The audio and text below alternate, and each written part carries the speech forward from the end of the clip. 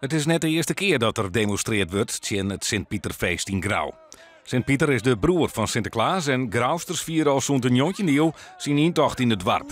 2 jaar geleden ontstier er opsquat tussen Grauwsters en tjinstanders van Zwarte Piet. Gewoon ben in Grauw rinnen alweer met de Pietermoedskes op. Die hebben net in de gaten waar de heiten en mem over praten.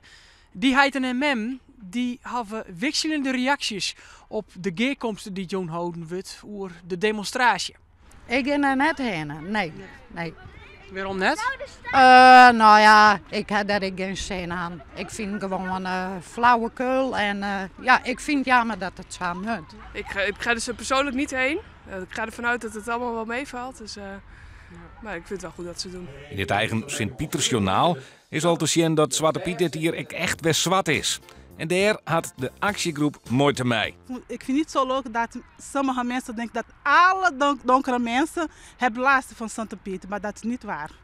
Nee, dat is niet waar. Ik heb helemaal geen last van. Burgemeester Vert Kronen had de Oranje Dagen bezocht om de demonstratie vat te komen. Toch afspraken te maken tussen de protestgroep en het organiserende comité, het Sint-Pieter-comité.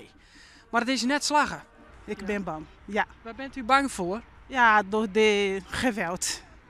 Ja, ik ben bang voor geweld. Als alleen maar demonstreren, oké, mag wel.